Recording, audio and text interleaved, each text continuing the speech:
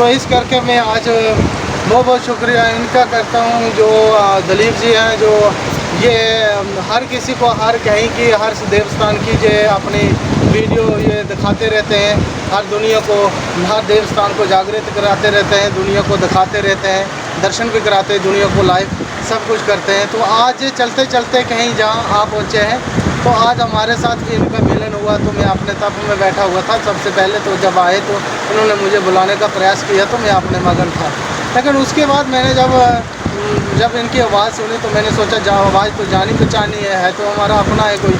जब देखा तो दिलीप भाई जी आए थे, तो मैंने तब इनके साथ बात की, तो बोलने लगे कि आप इतने दुनिया का भला करते हो, हमने सुना है, नाम बहुत सुना है, ऐसा करते वैसे। मैंने बोला मैं तो कुछ नहीं करने वाला, तो ऊपर बैठा हुआ माता रानी और महाकाल जी का दिया हुआ हमारे पास वरदान है। तो आज मैं गृहस्थी में रहकर भी अपने तप तपस्या करता रहता हूँ हर जगह, और मैं सब लोगों को यही सूचित करता हूँ कि सबसे पहले अपने कर्म को जगाओ, अपने रास्ता को पकड़ो और लटेरों से मत लुटाओ, अपने आप को भूत भविष्य वर्तमान अपनी भविष्यवाणी को बचाने का प्रयास करो कि आपके जोग में क्या लिखा है क्या नहीं लिखा है। जब आपने जोग को पकड़ लोगे कि आपके जोग में क्या लिखा है, उसी रास्ते को पकड़ोगे, तो आप कभी भी बेसफल नहीं होगे, आप सफल हो जाएंगे और आपको रास्ता मिल जाएगा। तो आप भयानक नज़ारा आप इस समय देख रहे हैं जंगलों का। यहाँ पे पानी और जंगल पहाड़ आप देख सकते हैं। महावीर बजरंगबली जी के सेवक यहाँ पे पहुँच चुके हैं और बहुत ही नज़ारा होता है इन जगहों पे। मैं आपको बता दूँ, कभी भी आप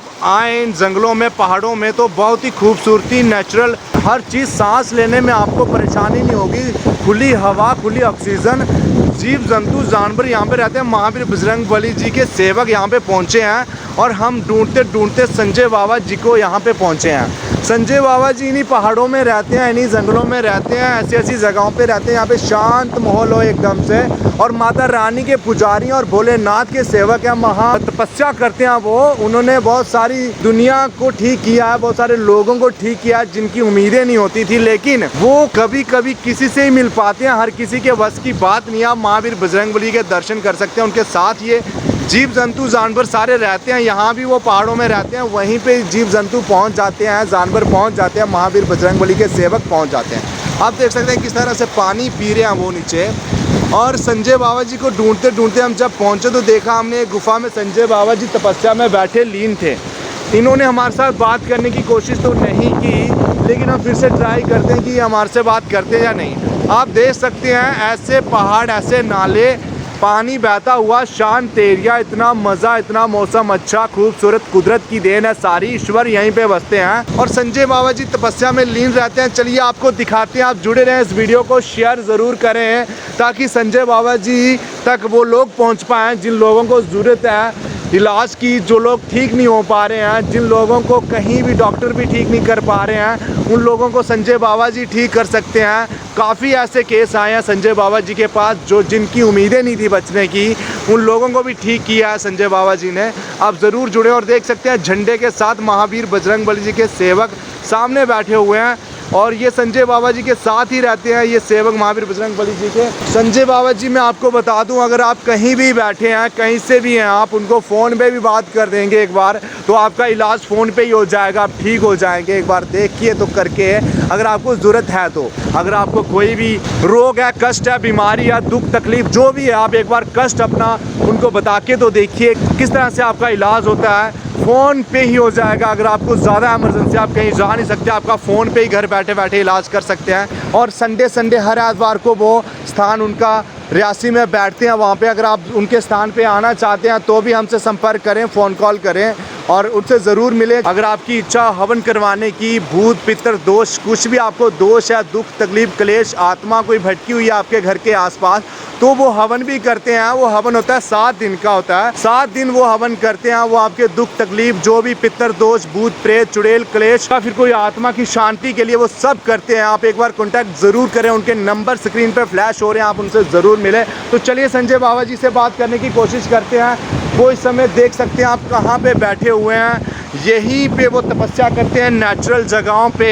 मैं आपको बता दूं, देख सकते हैं पहाड़ों के अंदर वो यहाँ पे शांत माहौल हो, सामने बैठे हैं तपस्या करने के लिए। हम इनसे बातचीत करने की कोशिश करेंगे। संजय बाबा जी क्या बताते हैं यहाँ के बारे में, कब आए यहाँ पे। जी संजय बाबा जी, जय माता दी।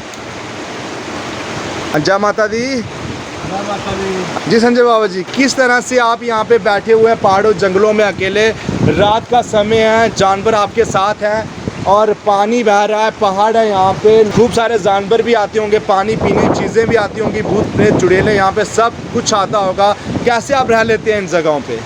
देखो, हम महाकाल के भक्त हैं, महावैष्णवी के भक्त हैं, माता रानी के, और महाकाल के भक्त हैं जो महाकाल के साथ पूरे भूत प्रेत की पूरी डोलियाँ चलती हैं, तो हमें उन किसी चीज़ों से कोई डर नहीं है, भूत प्रेत चुड़ैलों से, क्योंकि हम अपनी तपस्या में मगन रहते हैं और भोलेनाथ की तप में रहते हैं और माँ भागवती के तप में रहते हैं, माँ वैष्णवी के तप में तपस्या में रहते हैं। तो अगर किसी भी जब हम जहाँ किसी को मालूम नहीं होता है मैं आज कहाँ हूँ, कल कहाँ हूँ, किस जगह में मैं बैठता हूँ, मैं एकांत में बैठता हूँ, जहाँ तो नदी के किनारे बैठता हूँ, जहाँ तो पर्वत पे बैठता हूँ, क्योंकि शास्त्र हर चीज़ में लिखा हुआ है कि जो देवी देवते होते हैं जहाँ तो वो नदी के किनारे वो वास करते हैं, जहाँ तो पर्वतों पे करते हैं।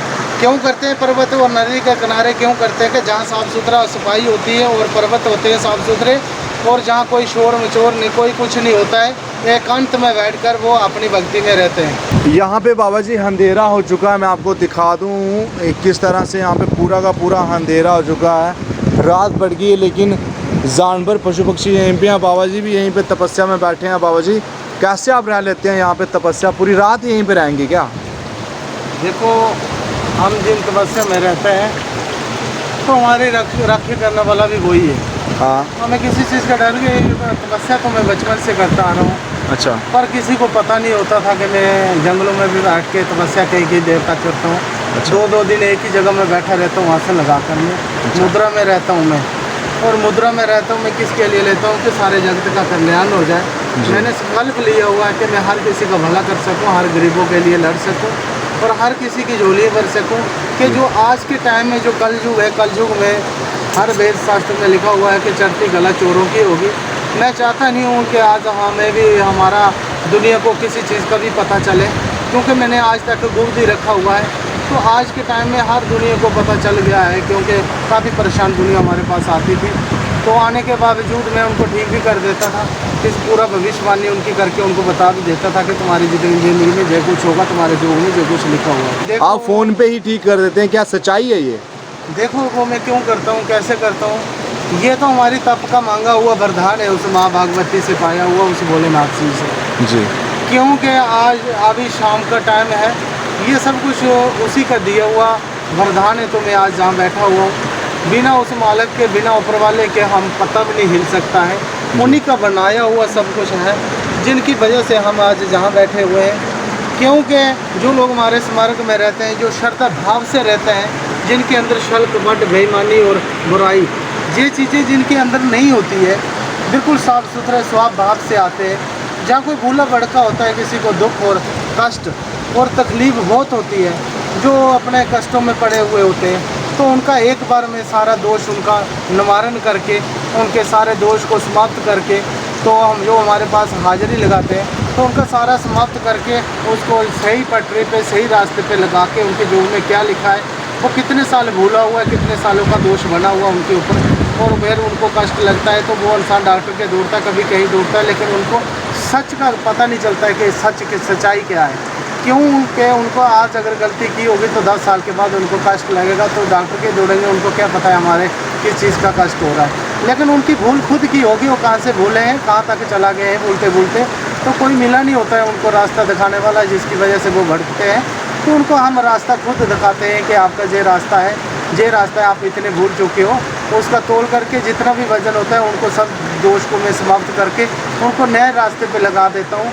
अगर वो कोई रास्ते पे चलता है जहाँ जो भी हमारे साथ जुड़ता है, तो जब उनको हम रास्ता देते हैं तो उनके बीच में कोई भी ऐसी आंच नहीं आ सकती है, कोई कांटा ऐसा बीच में नहीं आ सकता है कि जो उनको रुकावट देने का कोई प्रयास करेगा, कोई शत्रु भी नहीं दे सकता है, क्योंकि हम भोले विश्व को रास्ते लगाते हैं। यही वरदान मांगा हुआ है मैंने उस दुनिया से, और सारी दुनिया का कल्याण के लिए मैं दुआएं मांगता हूँ, प्रार्थना करता हूँ कि भोलेनाथ, माँ भागवती और सबका कल्याण करे, सबको रास्ता दे भोले भड़के को, कि हे भगवान आपके बनाया हुआ इंसान है, ये कितना भड़कता है, ये कहाँ कहाँ भड़कता है, किस किस हालात में रहता है, किसी को अन्न नहीं होता है, किसी को खाने के लिए, किसी के पास धन नहीं होता है, किसी के पास कपड़ा नहीं होता है, किसी के पास जीने का कोई घर नहीं होता है, किसी के पास कोई भी चीज़ नहीं होती है। वो सपने हर किसी के होते हैं। हर बंदा सोचता है हमारे पास गाड़ी भी हो, घर भी हो, हमारी अपने पैसा भी हो, हम एंजॉय की ज़िंदगी जी सके।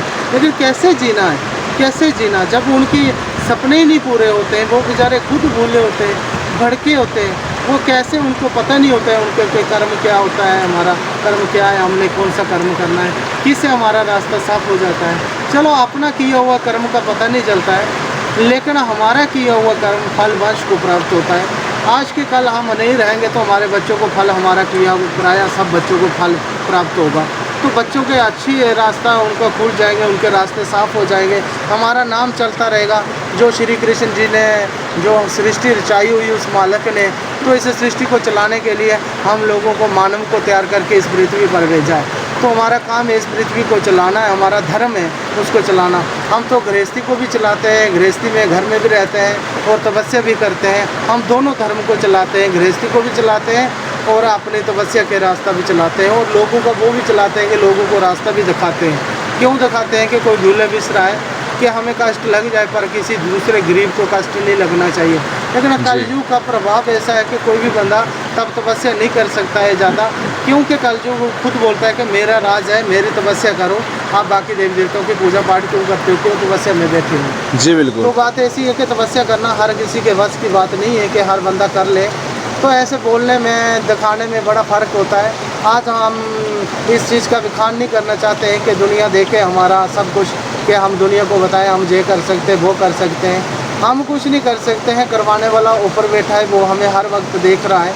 हम सही कर रहे हैं, गलत कर रहे हैं, वो उस चीज़ को वो खुद देख रहा है। दुनिया क्या जाने कि क्या सच है क्या झूठ है, पर हम इतनी कोशिश करते हैं, मालिक से दुआ मांगते हैं कि हे मालिक, हे प्रभु, हे ईश्वर, हे भोलेनाथ, हे माँ भागवती, कभी हमारे मुख से कभी झूठ ना निकले, हमेशा के लिए अमर वाणी रहे हमारी, और दुनिया का हम कल्याण करते रहें।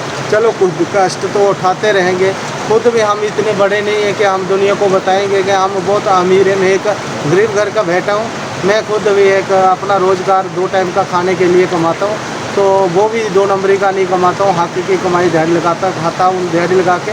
हमारे पास कुछ नहीं है, जो भी है उस मालिक का है, क्योंकि हमने मोह माया में मैं नहीं पड़ा हूँ। क्योंकि भगवान ने खुद बोला है कि जो बंदे मोह माया में, लोभ क्रोध में, इन चीज़ों में फंसा होता है वो रब की कोई भी चीज़ को प्राप्त नहीं कर सकता है। तो मोह माया और लोभ क्रोध इन चीज़ों से हम परे हो चुके हैं, बड़े परे हो चुके हैं, क्योंकि हमें इन सब चीज़ों का त्याग करके हमने अपने जो दया दृष्टि है जो रब से हमने लीन की है। क्योंकि जो भी हमें संदेश है वो मालिक की तरफ से जो हमें हुक्म आता है तो हम उसी को करते हैं, बाकी नहीं करते हैं। अगर किसी से बात भी होती है हमारी तो उसी की मर्ज़ी से होती है, अपनी मर्ज़ी से नहीं होती है। लेकिन जिसके साथ हो जाती है तो अगर कोई पहचान लेता है तो शायद वो फल को भी पा लेता है। बोलते हैं जो जानेगा वही पहचानेगा, जो पहचानेगा वही जानेगा। तो बाकी कोई नहीं जान सकता है, ना तो पहचान सकता है।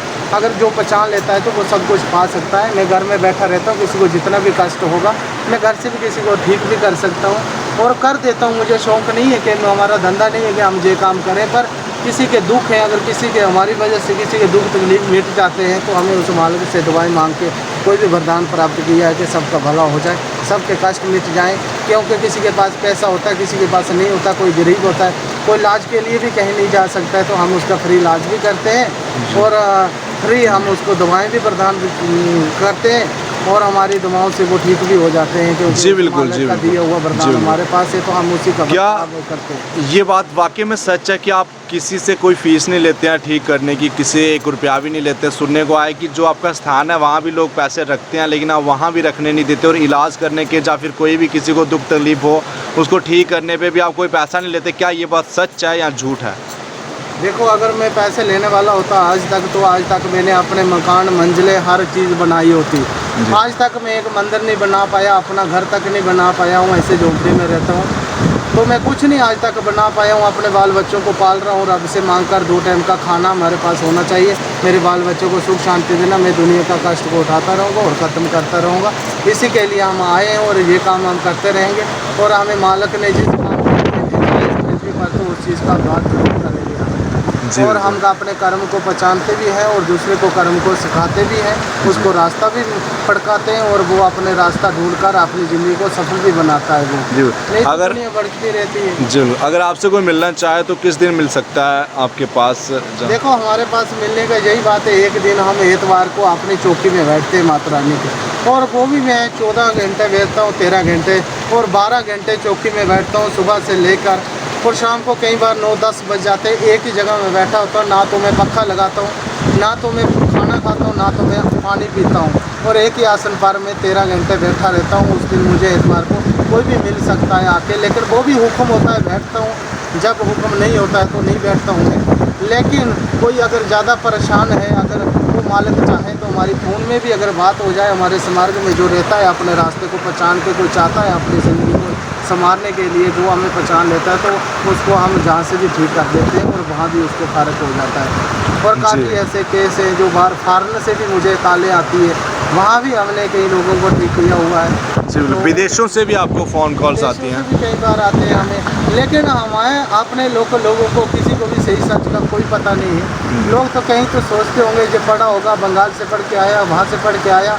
पढ़ने से इल्म बड़ा नहीं होता है, इल्म का ही जब हमें पता नहीं है कि रब ने इल्म किस जगह में कहाँ बर्ताव किया था, तो हमारा इल्म भी बेअर्थ जाता है, वो भी काम नहीं करता है। इल्म बड़ा नहीं होता है, उस मालिक की दया दृष्टि होती है तो सब कुछ होता है। वो इल्मों का भी इल्म है, और डॉक्टरों का भी डॉक्टर है जिसने हमें पैदा किया, उसके बिना पत्ता भी नहीं हिल सकता है। वो चाहे तो सब कुछ ठीक कर सकता है, वो ना चाहे तो कुछ भी नहीं कर सकता। जी बिल्कुल, सुनने को आया कि विश्वास करना चाहिए उस जी। मालिक पे, अपने आप को जगाना चाहिए। जी। हमने हर बुराइयों से छूटना चाहिए, हर नशे से छूटना चाहिए। नौजवान जो आज का यूथ है, जो नौजवान हैं, बच्चे हैं, तो उनको भी कुछ सीखना चाहिए, और हर नशों से, हर चीज़ों से मुक्त होना चाहिए, हर चीज़ों से दूर रहना चाहिए। अपना भविष्य हमें दिखाकर अपने रास्ते को पकड़ना चाहिए और अपनी ज़िंदगी को संवारना चाहिए। जो 4 दिन ज़िंदगी उस मालिक ने दी हुई है, तो जी। उसको हमने कैसे जीना है, जी, इस बिल्कुल। चीज़ की जानकारी पाकर इंसान अपनी ज़िंदगी को पा सकता है, जी। और अपने सफल अपने आप को बना सकता है। हमारे जी, से बिल्कुल। सब कुछ पा सकते हैं। जी बिल्कुल। तो आज का टाइम बहुत काफ़ी ज़्यादा हो चुका है। दिलीप जी, आपने अपने घर में जाना होगा, तो मैं तो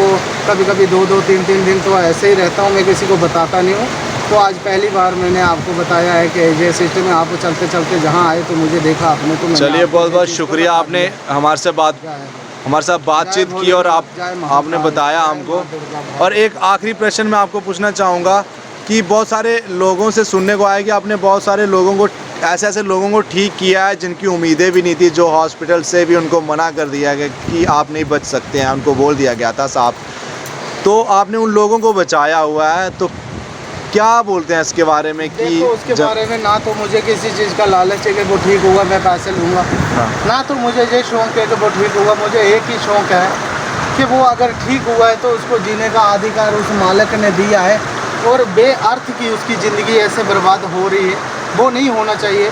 उसको जीने का अधिकार है, जितने दिन तक उसने जीना तो सुख शांति से जिए। और ये चीज़ें सोचकर मैं उसका जो भी है हर कष्टों को दूर कर देता हूँ, खुद सहन करता हूँ उसको, हर जी बिल्कुल, जी बिल्कुल। खुद अपने ऊपर उठा के मैं खुद ख़त्म करवा के उसको मुक्त कर देता हूँ, तो वो जी स्वस्थ हो बिल्कुल, जाता जी है, ठीक हो बिल्कुल। जाता है। तो सुना आपने